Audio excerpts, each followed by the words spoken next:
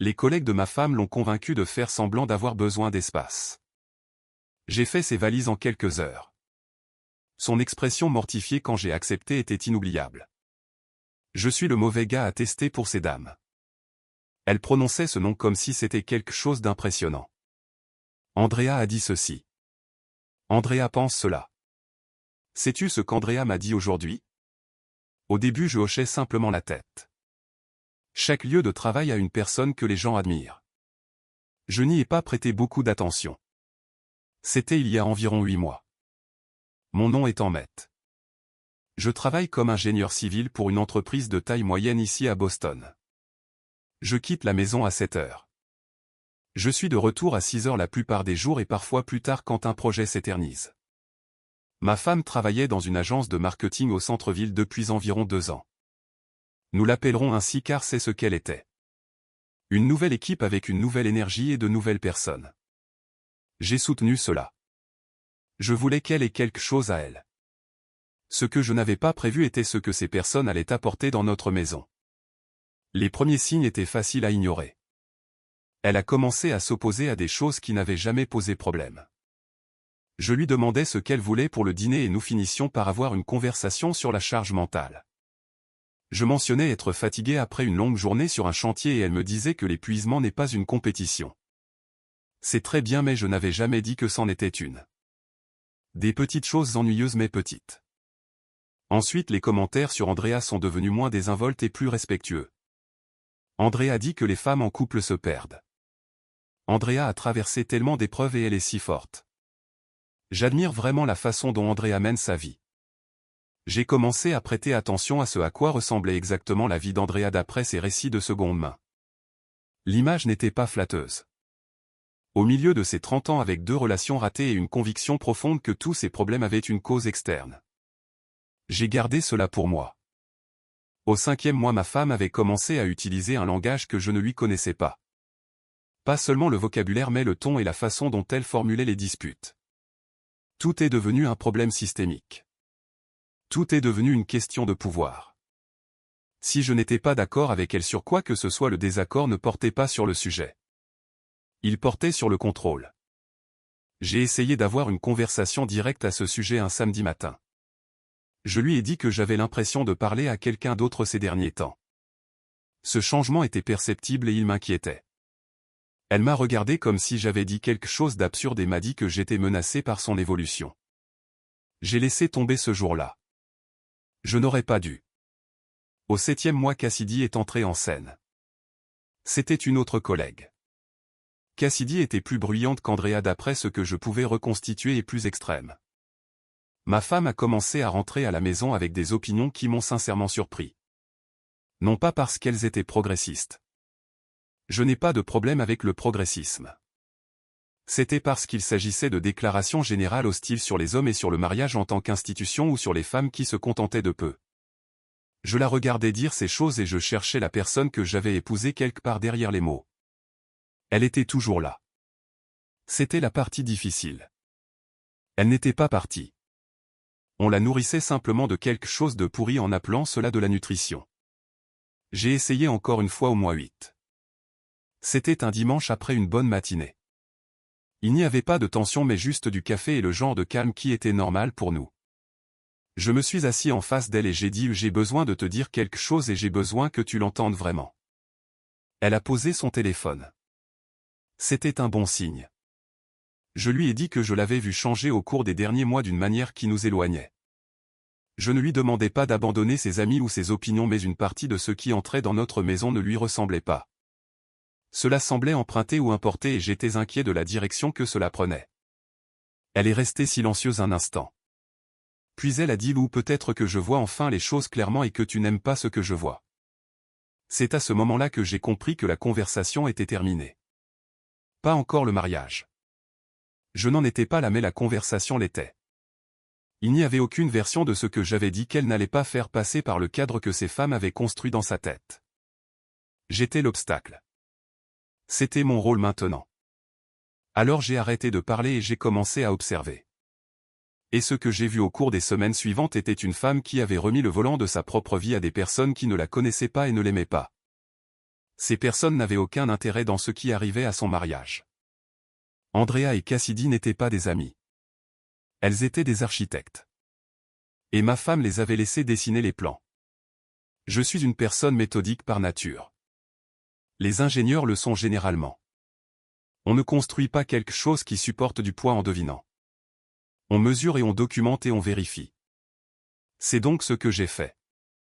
J'ai commencé à prêter une attention très particulière non par paranoïa mais par nécessité. Je pouvais sentir que quelque chose se préparait et je voulais comprendre exactement ce que c'était avant que cela n'arrive à ma porte. C'est arrivé un mercredi soir de novembre. Elle est rentrée plus tard que d'habitude. Elle a posé son sac et s'est tenue dans l'embrasure de la porte de la cuisine avec le regard de quelqu'un qui avait répété ce qu'il allait dire au moins une douzaine de fois sur le chemin du retour. Je connaissais ce regard. Je l'avais vu avant des entretiens d'embauche ou avant des conversations difficiles avec sa mère. Elle s'apprêtait à jouer une scène. J'ai réfléchi, a-t-elle dit, et je sens que j'ai besoin d'un peu d'espace. Espace. Ce mot prononcé avec ce poids dans ce ton. Je l'avais déjà entendu. Pas d'elle mais de toutes les histoires sur Internet expliquant comment ce scénario particulier est déployé. La demande vague est le point non négociable qui prétend être un déclencheur de conversation. La rampe de sortie déguisée en air de repos. Je l'ai regardée pendant une seconde. Juste une seconde. Puis j'ai dit d'accord. Et j'ai marché vers la chambre pour prendre sa valise sur l'étagère du haut du placard. Le son qu'elle a fait quand elle a entendu la fermeture éclair m'a tout dit. Cette inspiration brusque et confuse m'a dit tout ce que j'avais besoin de savoir sur la façon dont elle avait réellement réfléchi à la question. Elle n'a pas bougé pendant 10 bonnes secondes. J'avais la valise ouverte sur le lit et je repoussais la porte du placard quand elle a finalement retrouvé sa voix. « Que fais-tu, Amédée ?» a-t-elle dit. J'ai répondu « Où tu as besoin d'espace. Je ne vais pas t'obliger à rester dans un endroit où tu ne veux pas être. » Elle a fait un pas dans l'embrasure de la porte de la chambre. Ce n'est pas ce que je voulais dire. Je voulais dire que j'avais besoin d'espace pour respirer et de temps pour réfléchir. Pas ça. Emmett, arrête. Je me suis arrêté. Je me suis retourné et je l'ai regardé. Alors que voulais-tu dire? Elle a ouvert la bouche. Et puis en fait elle est juste restée là. Et dans ce silence j'ai pu voir le scénario l'abandonner en direct. Quoi qu'Andrea et Cassidy lui aient dit de dire et quel que soit le résultat qu'elle lui ait expliqué, cela n'incluait pas mon accord. Cela n'incluait pas une valise sur le lit 40 secondes plus tard. Elle s'était préparée à la résistance d'un homme qui la supplierait de rester pour parler et pour arranger les choses. Elle avait répété cette version des faits. Pas cette version-ci. Je pense, a-t-elle dit prudemment, et que nous devrions en parler. Nous avons essayé ça, ai-je dit. Les dimanches matins, tu t'en souviens? J'ai fini de parler. J'ai fermé la poche latérale et je l'ai mise droite. Je vais appeler Rowan. Il peut prendre le canapé pour la nuit. Tu peux avoir la chambre. Décide où tu veux aller à partir de là. Je suis sorti de la chambre pour prendre mon téléphone et j'ai envoyé un message à Rowan. J'ai besoin de dormir chez toi ce soir. J'expliquerai plus tard. Sa réponse est arrivée en moins de 2 minutes. La porte est ouverte. C'est ça le truc avec un ami comme Rowan Long. Pas de questions jusqu'à ce que vous soyez prêts. Pas de drame. Juste une porte qui s'ouvre. Elle m'a suivi dans le salon.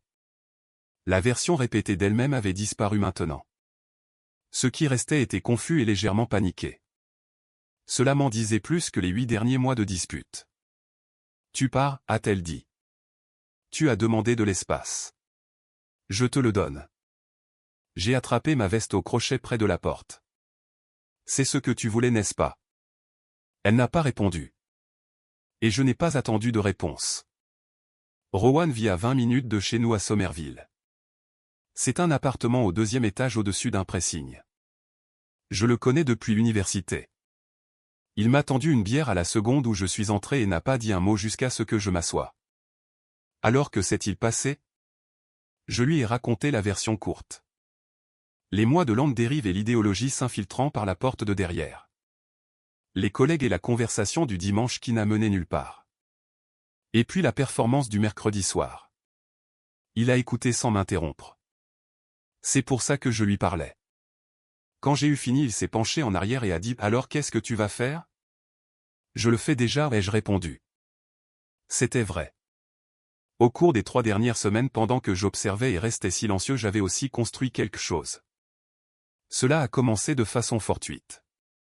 J'ai cherché le nom d'Andrea sur Instagram un soir par simple curiosité. Profil public de professionnel du marketing à Boston avec beaucoup de publications sur l'autonomisation et l'indépendance et la sororité. Le genre de contenu qui semble motivant jusqu'à ce que vous le lisiez attentivement et que vous réalisiez qu'il ne s'agit que de ressentiments déguisés. J'ai fait défiler les publications sur environ 2 ans. C'est là que c'est devenu intéressant. Plus vous remontiez dans le temps, moins le langage devenait poli et plus la position réelle était claire. Des publications sur le mariage étant un piège conçu par les hommes pour limiter le potentiel des femmes. Des commentaires sur le contenu d'autres personnes célébrant des divorces et encourageant les femmes à quitter des maris qui étaient confortables. Je cite ici. Pas abusif et pas infidèle mais juste confortable. Comme si une vie stable avec un homme décent était présentée comme une menace pour l'identité d'une femme. J'ai tout sauvegardé. Capture d'écran et date et lien. Ensuite j'ai regardé Cassidy. Cassidy Briggs était aussi publique et aussi dans le marketing à la même agence. Cassidy était plus bruyante et considérablement moins prudente. Elle avait des publications originales et non des rediffusions. Cela franchissait des limites que je ne m'attendais pas à trouver sur le compte personnel de quelqu'un avec son nom complet attaché. Une publication était un fil de discussion encourageant les femmes à documenter le comportement de leur mari. Garder des traces et monter un dossier selon ses mots avant d'initier une séparation. Non pas à cause d'abus mais comme stratégie générale. Une mesure préventive car dans son cadre tous les hommes allaient inévitablement devenir le problème. Alors autant avoir la paperasse prête. Une autre publication célébrait une femme qui avait vidé un compte joint avant de demander le divorce. Elle présentait cela comme se protéger soi-même. Les commentaires étaient pleins de femmes d'accord qui partageaient des histoires similaires et traitaient l'embuscade financière comme de la sagesse. J'ai continué à monter le dossier. Il y avait des messages directs aussi. Pas parce que je suis allé les chercher mais parce que ma femme avait l'habitude de laisser son Instagram ouvert sur l'appareil partagé que nous gardions dans la cuisine. Je ne suis pas allé fouiller dans son téléphone. Je n'en avais pas besoin. 3 soirs différents pendant qu'elle était dans l'autre pièce, je suis passé devant la cuisine et j'ai vu l'écran toujours allumé avec une conversation. La première fois j'ai continué à marcher. La deuxième fois je me suis arrêté assez longtemps pour lire quelques lignes. La troisième fois j'ai compris ce qu'étaient les conversations. Cassidy la coachait. Un langage spécifique à utiliser. Un positionnement spécifique. Ne dis pas que tu es malheureuse. Dis que tu as besoin de te redécouvrir. C'est plus difficile pour lui de contester. Dis-lui d'abord que tu as besoin d'espace. Vois comment il réagit. Cela te dit tout. Ne le laisse pas ramener ça au mariage. Garde le sujet sur toi. C'était un scénario. Mot pour mot, c'était un scénario. Et ma femme l'avait suivi mercredi soir avec le dévouement de quelqu'un qui avait étudié pour un examen. J'ai raconté tout cela à Rowan. Il est resté silencieux un instant. Combien de preuves as-tu ? A-t-il demandé. Assez, ai-je dit. Assez pourquoi ? J'ai pris une gorgée et j'ai regardé par la fenêtre. Dehors, Boston faisait ce que Boston fait en novembre.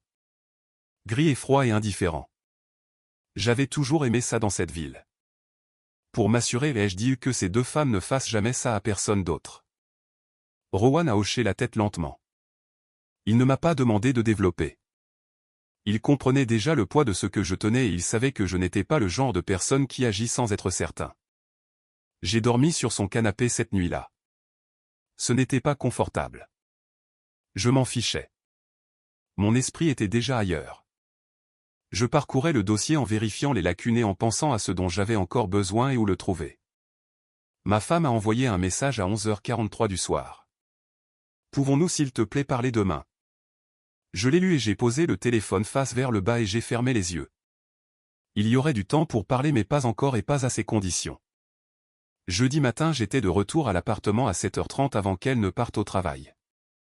Elle était dans la cuisine quand je suis entré. Toujours en peignoir avec sa tasse à 2 mains. Elle avait l'air de ne pas avoir bien dormi. Moi non plus mais je n'allais pas le mentionner. Tu es revenu, a-t-elle dit. Je vis ici, l'ai-je dit.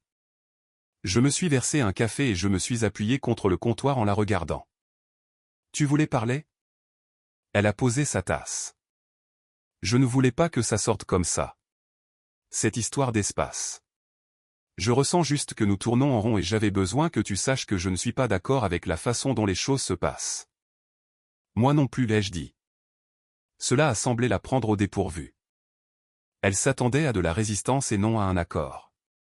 Alors nous sommes sur la même longueur d'onde. Nous ne le sommes pas, ai-je dit. Nous regardons le même problème et nous voyons des causes complètement différentes. Tu penses que le problème c'est moi. Je pense que le problème est entré par une porte que tu as laissée ouverte. Sa mâchoire s'est crispée.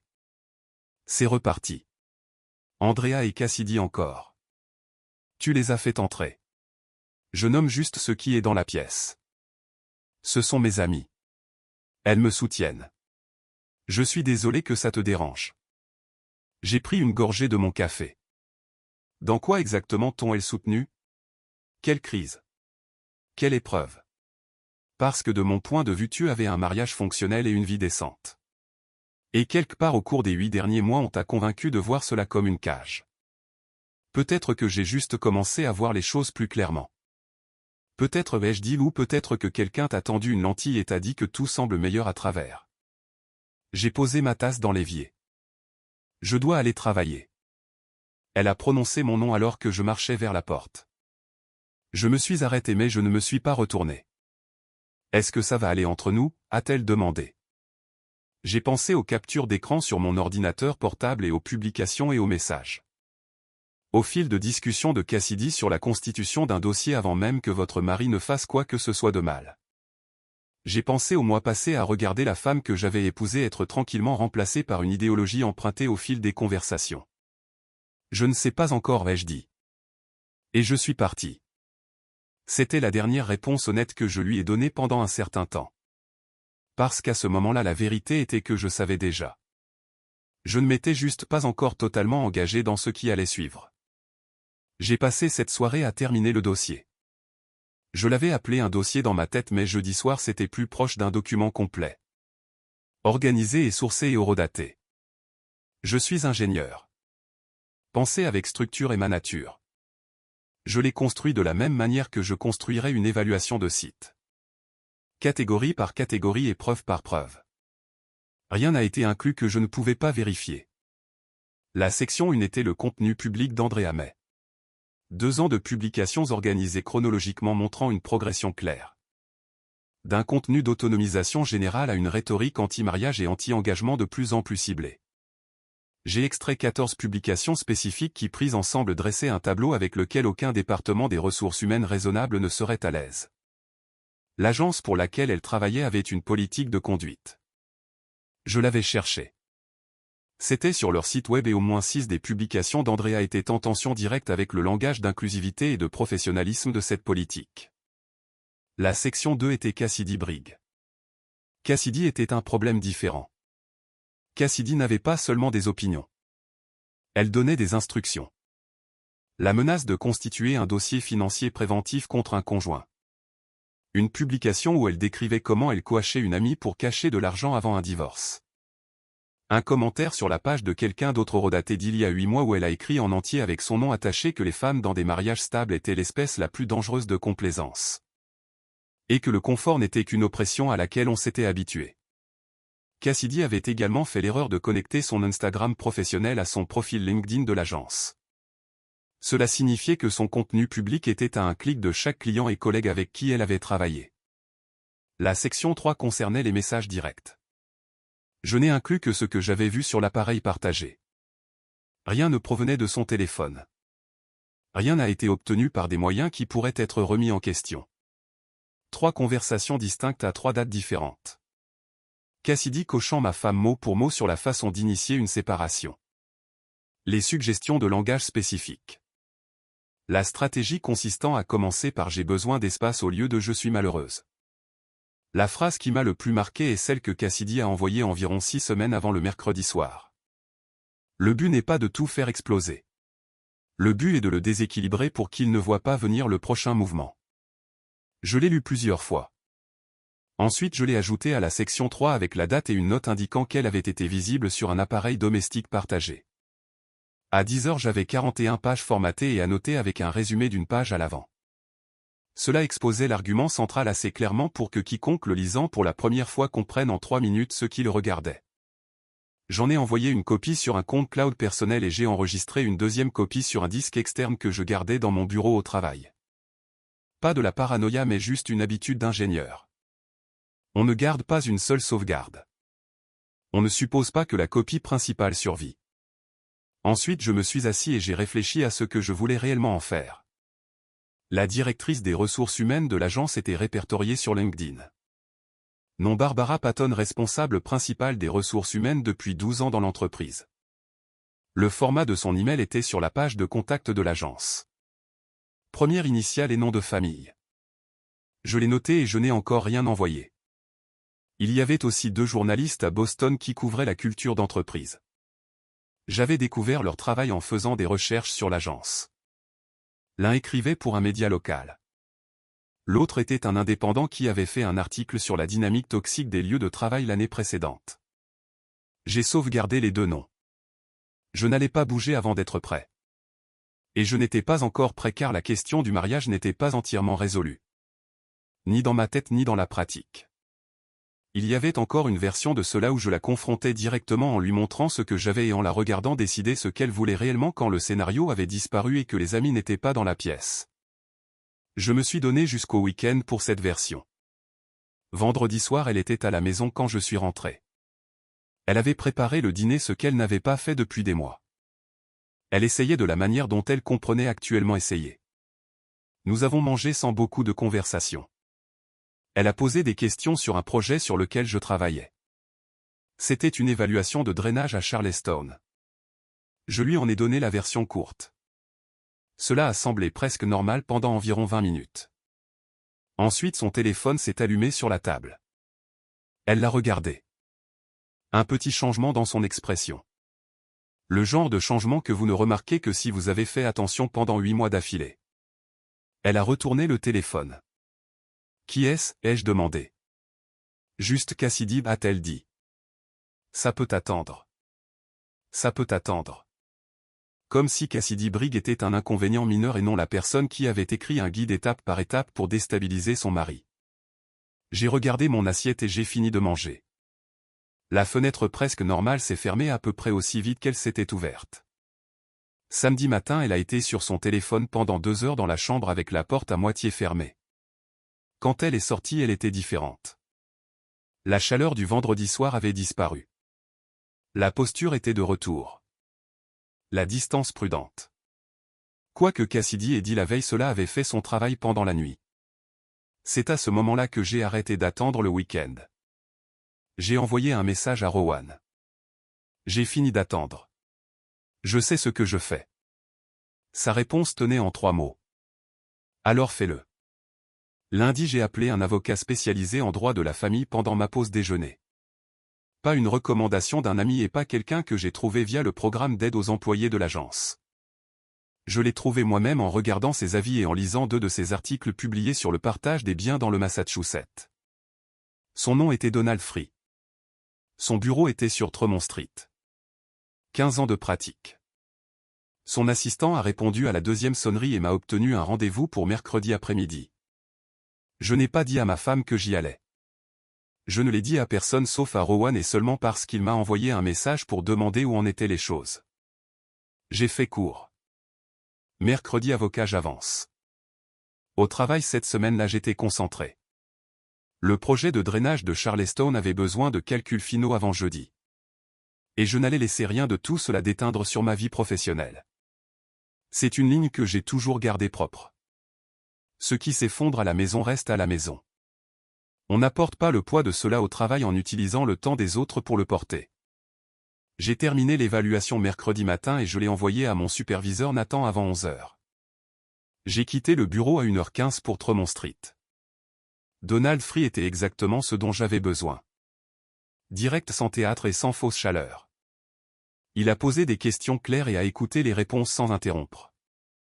J'ai exposé la situation en environ 12 minutes. Il a posé 3 questions de suivi sur le bail. Nous étions locataires et mon nom était le principal sur le contrat. Il a demandé au sujet de nos comptes joints et s'il y avait des enfants. Pas d'enfants. Il a hoché la tête, a pris quelques notes et m'a expliqué à quoi ressemblait le processus dans le Massachusetts. État sans égard à la faute. Rupture irrémédiable du mariage. Environ 90 jours du dépôt à la finalisation sinon contesté. La situation du bail était simple étant donné que mon nom était principal. Les comptes joints devaient être traités avant le dépôt. Ne pas vider mais diviser et documenter. Il m'a recommandé d'ouvrir un compte personnel cette semaine-là et de commencer à séparer les dépôts directs. Rien d'agressif et rien qui puisse être qualifié de faute financière. Juste une séparation propre et enregistrée à l'avance. J'ai ouvert le compte dans une coopérative de crédit local en rentrant chez moi ce soir-là. J'ai transféré la moitié de ce qu'il y avait sur le compte d'épargne joint. Mes contributions documentées au cours des 2 dernières années étaient de toute façon enregistrées. Et j'ai laissé le reste intact. J'ai mis à jour mon dépôt direct avec la paie le lendemain matin. Propre et documenté sans rien qui puisse être contesté. Ma femme a remarqué le changement de dépôt direct 4 jours plus tard lorsqu'elle a vérifié le compte joint et a vu que mon salaire n'était pas arrivé. Elle est venue m'en parler ce soir-là en se tenant à nouveau dans l'embrasure de la porte de la cuisine. Au même endroit que 2 semaines plus tôt. Une énergie différente, moins répétée et plus troublée. Ton chèque n'est pas passé sur le compte joint, a-t-elle dit. Je sais, ai-je répondu. Je réchauffais des restes. Je n'ai pas levé les yeux. Est-ce qu'il s'est passé quelque chose avec la paie? Non. Une pause. Alors où est-il allé? Je me suis retourné et je l'ai regardé. Sur mon compte. Elle m'a dévisagé. Le mot a atterri exactement comme je le voulais. Pas notre compte comme dans une chose partagée. Mon compte singulier et séparé existant déjà quelque part où elle n'avait pas accès. Depuis quand as-tu un compte séparé? Depuis la semaine dernière, ai-je dit. Je me suis retourné vers la cuisinière. Emmette. Sa voix avait un ton tranchant maintenant. Pas tout à fait de la colère. Quelque chose de plus proche de l'alarme. Qu'est-ce que ça veut dire? Qu'est-ce que tu fais? Je suis pragmatique, ai-je dit. Tu m'as dit que tu avais besoin d'espace. J'ancrais. Ce n'est pas ce que je voulais dire par espace. Et tu le sais. J'ai dressé mon assiette, je l'ai prise et je l'ai regardée. Tu vois, c'est ça le problème. Tu as dit quelque chose et tu t'attendais à ce que je l'interprète de la manière dont tu le pensais plutôt que de la manière dont tu l'as dit. J'ai fini de faire ça. Tu veux me dire quelque chose? Dis-le clairement. Je suis passé devant elle pour aller dans le salon. Sinon je vais continuer à te prendre au mot. Elle ne m'a pas suivi. Je l'ai entendu rester dans la cuisine pendant un moment puis le bruit de ses pas allant vers la chambre et fermant la porte. Elle ne l'a pas claqué. Elle l'a fermé, ce qui était presque pire. Cela signifiait qu'elle réfléchissait. Bien. Elle avait besoin de réfléchir. Pendant ce temps je réfléchissais aussi spécifiquement au timing. L'avocat avait conseillé d'attendre d'avoir déposé la demande pour faire toute démarche publique non liée au divorce lui-même. Il n'était pas au courant du dossier et je ne lui en avais pas parlé car ce que j'avais en tête n'était pas une manœuvre juridique. Cela n'avait rien à voir avec la procédure de divorce. C'était une affaire entièrement séparée. 2 employés d'une entreprise privée dont la conduite publique et les communications privées soulevaient de sérieuses questions quant à leur aptitude à occuper un rôle professionnel en contact avec la clientèle. C'était la formulation que j'avais choisie. Pas une vengeance. Une préoccupation professionnelle soumise par les canaux appropriés avec la documentation jointe. Je me suis donné jusqu'à la date de dépôt. Tout ce qui se passait d'ici là n'était que du bruit. Et il y a eu du bruit. Ma femme a passé la majeure partie de la semaine suivante à alterner entre une distance froide et des tentatives soudaines de conversation qui revenaient toujours à la même question. Qu'est-ce que je préparais? Que signifiait le compte séparé? Est-ce que ça allait entre nous? Je lui ai donné des variations de la même réponse à chaque fois. J'étais pragmatique. Je la prenais au mot et nous allions trouver une solution. Techniquement rien de tout cela n'était un mensonge. Un vendredi soir environ 9 jours après la conversation sur le compte, elle s'est assise en face de moi dans le salon pendant que je regardais un match. Les Celtics menaient de 11 points dans le troisième quart-temps, ce qui était le moment le plus paisible que j'avais ressenti de toute la semaine. Et elle a dit « Je veux te dire quelque chose ». J'ai mis la télévision en sourdine. D'accord. Je pense que j'ai laissé l'opinion des autres m'influencer plus que je n'aurais dû. Elle l'a dit prudemment comme si elle lisait quelque chose qu'elle avait écrit dans sa tête. Je ne dis pas que tout ce que je ressentais n'était pas valide, mais je pense que j'ai laissé une partie prendre plus d'ampleur que nécessaire. Je l'ai regardé un instant. Il y a 2 mois, entendre cela aurait signifié quelque chose. Maintenant j'étais assis sur 41 pages de documentation et un compte bancaire séparé et une confirmation de rendez-vous le mercredi du bureau de Donald Free dans ma boîte de réception email. Le timing de son aveu partiel ne m'a pas échappé. Le coaching de Cassidy avait produit un résultat qu'elle ne voulait pas. Le compte séparé avait rendu les choses concrètes d'une manière que la conversation sur l'espace n'avait pas faite. Et maintenant il y avait un recalibrage en cours. Pas une véritable réflexion mais un recalibrage. Il y a une différence. J'apprécie que tu dises ça, ai-je dit. Le penses-tu vraiment? Oui, ai-je répondu. Cela ne change rien à notre situation mais je l'apprécie. Elle avait l'air de vouloir en dire plus. J'ai remis le son du match. Les Celtics menaient toujours de 11 points. Le mercredi suivant, j'ai signé les documents initiaux avec Donald. Le dépôt serait effectué dans la semaine. Je suis retourné au bureau, ensuite j'ai terminé une révision structurelle qui traînait sur mon bureau depuis lundi et je l'ai envoyée avant 5 heures. Sur le chemin du retour, je me suis arrêté dans un restaurant Subway sur Commonwealth. J'ai mangé à l'un des sièges près de la fenêtre et j'ai regardé les gens se déplacer dans la rue à l'extérieur dans la grisaille de novembre. Personne ne regardait et n'aurait eu la moindre idée du genre de semaine que cela avait été. J'étais juste un gars mangeant un sandwich et regardant la circulation. Ce qui était très bien. C'est comme ça que je le voulais.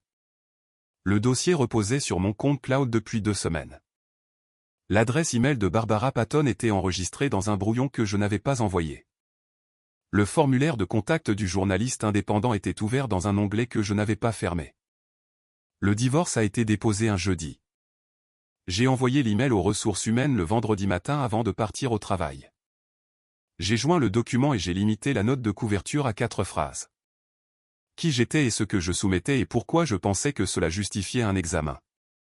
Et une note indiquant que j'étais disponible pour en parler davantage si nécessaire. Professionnel et mesuré. Exactement le genre d'email qui est lu attentivement parce qu'il ne semble pas provenir de quelqu'un en colère. Ensuite j'ai fermé mon ordinateur portable et j'ai pris mon sac et j'ai conduit jusqu'au travail. Barbara Patton a répondu le jour même. 4 heures après que j'ai envoyé l'email, sa réponse a atterri dans ma boîte de réception. 3 lignes formelles accusant réception et m'informant que l'affaire serait examinée conformément à la politique de l'entreprise. Pas de détails et pas de calendrier. Mais 4 heures, ce n'est pas une réponse lente. 4 heures signifie que quelqu'un a ouvert la pièce jointe, a lu assez loin pour comprendre ce qu'il regardait et a décidé que cela devait avancer. Je n'ai rien entendu pendant 6 jours après cela. Puis ma femme est rentrée un jeudi avec l'air de quelqu'un dont le sol s'était dérobé sous les pieds à un moment donné de l'après-midi et ne s'était pas encore stabilisé. Il s'est passé quelque chose au travail, a-t-elle dit. Elle s'est assise sans enlever son manteau. J'ai attendu. Cassidy et Andrea ont été convoqués par les ressources humaines ce matin séparément. Personne ne sait exactement de quoi il s'agit mais apparemment c'est grave. On leur a dit à toutes les deux de travailler à domicile en attendant l'examen. Elle a levé les yeux vers moi. Cassidy perd la tête. Elle a envoyé des messages à tout le monde toute la journée. Cela semble stressant, ai-je dit. Quelque chose dans mon ton l'a poussé à me regarder différemment. Pas encore accusateur. Plutôt comme une porte qu'elle n'était pas sûre de vouloir ouvrir. Sais-tu quelque chose à ce sujet? J'ai soumis une préoccupation professionnelle à leur département des ressources humaines, ai-je dit, avec de la documentation il y a quelques semaines. Le silence qui a suivi était le genre de silence qui a du poids. Quel genre de documentation, a-t-elle dit? Pas une question. Une déclaration prudente et lente qui essayait de comprendre ce que je savais avant de décider comment réagir. Des publications publiques horodatées dont le contenu entre assez directement en conflit avec la politique de conduite de leur entreprise. J'ai fait une pause. Et certains messages directs qui étaient visibles sur l'appareil à 3 occasions différentes. Je ne suis pas allé chercher. Ils étaient ouverts sur l'écran. Son visage a traversé 3 ou 4 expressions en environ 2 secondes. L'incrédulité puis le début de la colère puis quelque chose qui ressemblait à ce qui pourrait devenir de la peur une fois que l'image complète s'assemblait. Tu as monté un dossier contre mes amis. Elles l'ont monté elles-mêmes, ai-je dit. Je l'ai juste organisé et envoyé à la bonne adresse. En maître, ce sont leurs carrières. Cassidy a écrit une publication publique célébrant une femme qui a tendu une embuscade financière à son mari avant de demander le divorce, ai-je dit. Elle a aussi envoyé à ta femme. Elle t'a envoyé un guide étape par étape sur la façon de déstabiliser ton mariage sans que je le voie venir. Ce sont ses choix. Je ne les ai pas faits pour elle. Elle a ouvert la bouche et l'a fermée. Elle essayait de trouver l'argument contraire et n'en trouvait pas parce qu'il n'y en avait pas. Les faits étaient les faits. Pourquoi fais-tu ça, a-t-elle finalement dit. Parce que cela devait être fait, ai-je dit, et parce que personne d'autre n'allait le faire. Je me suis levé et je suis allé à la cuisine. Derrière moi je pouvais l'entendre assimiler la chose. Le silence particulier de quelqu'un dont le cadre entier d'une situation est démantelé plus vite qu'il ne peut le reconstruire. Au cours des 2 semaines suivantes, l'agence a terminé son examen. Andrea a été licenciée. Le licenciement de Cassidy a suivi 3 jours plus tard. Son cas était plus lourd compte tenu du volume de contenu et de la spécificité de certaines de ses publications. Cassidy n'est apparemment pas partie discrètement. Elle a publié à ce sujet publiquement en se présentant comme une victime de la censure d'entreprise et d'une attaque ciblée par un homme vindicatif. Cette publication a suscité d'énormes réactions négatives en moins d'1 heure. Des personnes qui avaient vu la documentation originale. Le journaliste indépendant que j'avais contacté avait publié un article à ce moment-là. Prudent et sourcé. Aucun nom n'a été utilisé pour les épouses ou les maris impliqués. Mais le contenu cité directement avait suffisamment de contexte pour riposter avec des détails. Cassidy a supprimé la publication dans la soirée. Le mal était déjà fait. Son profil LinkedIn est devenu silencieux. Son compte Instagram est devenu privé. En 1 semaine, 2 femmes qui avaient construit de petites plateformes mais bruyantes autour de l'idée de dire aux autres femmes de détruire leur vie avaient effectivement disparu de la conversation publique qui les avait fait se sentir importantes. Andrea a été plus silencieuse à ce sujet. Elle n'a pas publié ni ne s'est battue publiquement. Elle a juste disparu, ce qui était presque pire d'une certaine manière. Cela suggérait qu'elle comprenait exactement ce qui s'était passé et pourquoi. Ma femme a regardé tout cela depuis une place au premier rang qu'elle n'avait pas demandé. Elle a cessé de mentionner leur nom. Elle allait au travail et rentrait à la maison et se déplaçait dans l'appartement avec une attitude prudente et modérée qui n'avait rien à voir avec l'énergie chargée des 8 derniers mois. L'idéologie dont elle avait été nourrie quotidiennement pendant la majeure partie d'une année avait perdu ses 2 voix les plus fortes du jour au lendemain. Et sans ce renforcement constant, je pouvais la regarder perdre lentement son emprise. Cela aurait eu une grande importance 3 mois plus tôt. La demande de divorce avait abouti. Elle avait reçu les papiers un mardi matin. Elle m'a appelé au travail avec la voix serrée pour me demander si c'était vrai. Je lui ai dit que ça l'était. Elle a demandé si nous pouvions parler ce soir-là. J'ai dit oui. Cette conversation fut la première depuis des mois à sembler complètement non scénarisée. Pas de cadre et pas de langage emprunté. Juste elle assise de l'autre côté de la table de la cuisine me regardant comme si elle voyait enfin l'image complète et n'appréciait pas la vue. Je les ai laissés me transformer en quelqu'un que je n'étais pas, a-t-elle dit. Ce n'était pas une performance. C'était juste vrai et elle le savait. Oui, ai-je dit, tu l'as fait. C'est tout.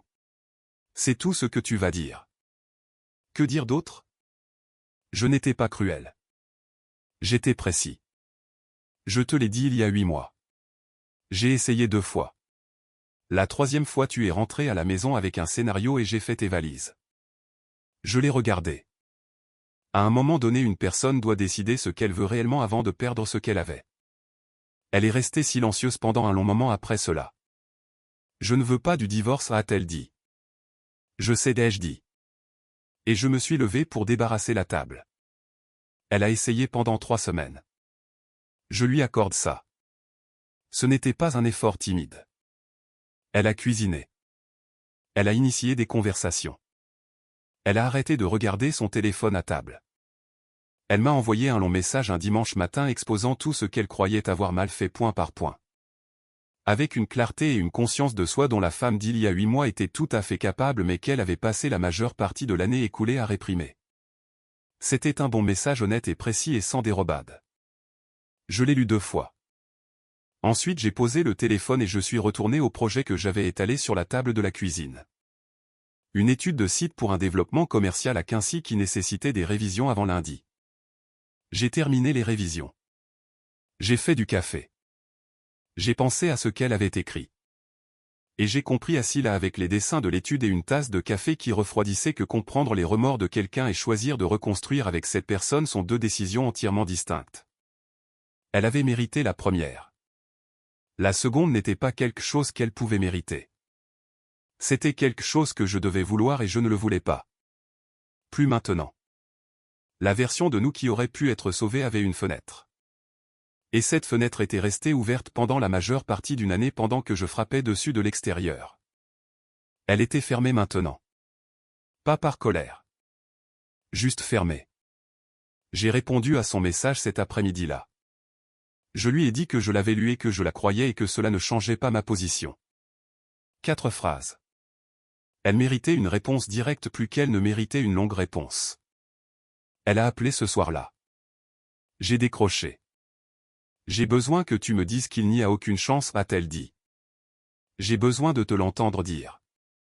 Il n'y a aucune chance, ai-je dit. Une longue pause ensuite. D'accord.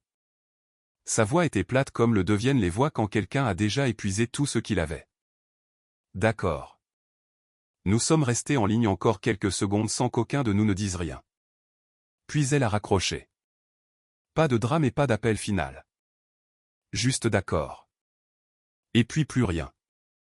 J'ai respecté cela plus que je ne l'aurais cru. Elle a déménagé 2 semaines avant la finalisation.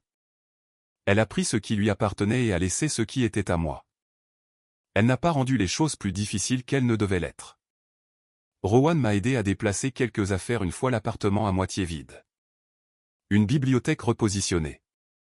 Le canapé décalé vers la fenêtre où il aurait dû être depuis le début. De petits ajustements. Le genre de choses qui font qu'un espace vous semble à nouveau appartenir. La finalisation est arrivée un mercredi matin. Le bureau de Donald a envoyé la confirmation par email. J'étais sur un chantier à Charleston quand c'est arrivé. Bottes aux pieds et casque sur la tête. Debout au bord d'un canal de drainage qu'il avait fallu 4 mois pour bien faire. J'ai lu l'email et j'ai remis le téléphone dans ma poche et j'ai terminé l'inspection. Ce soir-là j'ai conduit jusqu'à une étendue de côte près de Winthrop où j'avais l'intention de retourner depuis des mois. J'avais un détecteur de métaux dans le coffre de ma Honda. Un passe-temps que j'avais adopté il y a 2 étés et pour lequel je n'avais jamais tout à fait trouvé assez de temps.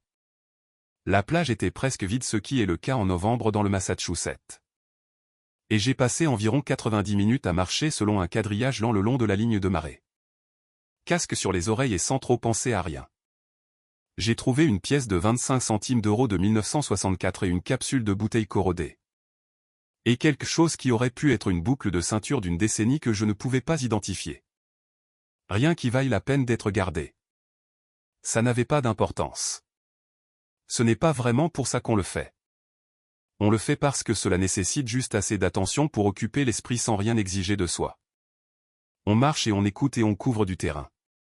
Tout ce qui était là avant votre arrivée vous le trouvez. Tout ce qui a été enterré vous le ramenez à la surface. Et ensuite vous décidez ce qui vaut la peine d'être gardé et ce que vous laissez sur le sable. J'ai gardé la pièce et j'ai laissé le reste. Rowan a appelé pendant que je chargeais le détecteur dans le coffre. « Comment vas-tu » a-t-il demandé. « Bien, ai-je répondu. Et je le pensais vraiment. Pas comme une performance et pas comme la réponse qu'on donne quand on ne veut pas en parler. Juste bien. Simple et calme sans rien qui ne manque. Tu veux aller manger un morceau ? Oui, ai-je dit. Donne-moi 20 minutes. Nous sommes allés dans un endroit à Somerville où nous allions depuis avant que l'un ou l'autre ne soit marié. Nous avons commandé les mêmes choses que nous commandons toujours. Nous avons parlé des Celtics et d'un voyage de randonnée qu'ils prévoyaient et d'un projet structurel que j'avais au printemps que j'attendais sincèrement avec impatience. Une conversation normale. Le genre de conversation qui n'a besoin de rien de votre part sauf d'être présent. À un moment donné, Rowan a demandé sans en faire toute une histoire. Des regrets? J'y ai réfléchi. La réponse honnête avec laquelle je vivais depuis des semaines était que je regrettais l'année. Pas ce que j'avais fait mais ce qui était arrivé à l'année. La lente érosion de quelque chose qui valait la peine d'être gardé. Nourri par une porte que j'aurais dû fermer plus fort et plus tôt. Cette partie je la porterai pendant un moment. C'était juste. Mais des regrets sur l'endroit où j'ai fini ou sur les décisions que j'ai prises une fois que j'ai compris à quoi j'avais affaire. Non, ai-je dit. Rowan a hoché la tête et n'a pas poussé plus loin. C'est pour ça que je l'ai gardé près de moi pendant 15 ans. Nous avons payé l'addition et sommes sortis dans le froid et avons pris des chemins séparés. J'ai conduit jusqu'à la maison et je me suis garé. Je suis resté assis dans la voiture pendant une minute devant l'immeuble juste parce que je n'étais pas pressé. Boston en novembre. Gris et indifférent comme toujours. La ville ne vous demande pas comment vous allez. Elle continue juste de bouger. J'ai toujours aimé ça chez elle. Je suis monté et j'ai préparé du thé et j'ai regardé la seconde moitié d'un match dont je ne me souciais pas beaucoup. L'appartement était calme d'une manière qu'il n'avait pas été depuis longtemps. Pas tendu et pas chargé de ce que la prochaine conversation allait coûter. Juste calme. Certaines personnes appelleraient cela de la solitude. Moi j'appelais ça un début. Pendant ce temps, 2 coachs en autonomisation ont perdu leur travail et sa femme a perdu son mariage. C'est drôle comme ça marche. Dites-moi dans les commentaires si vous lui auriez donné une seconde chance. Moi je ne l'aurais pas fait.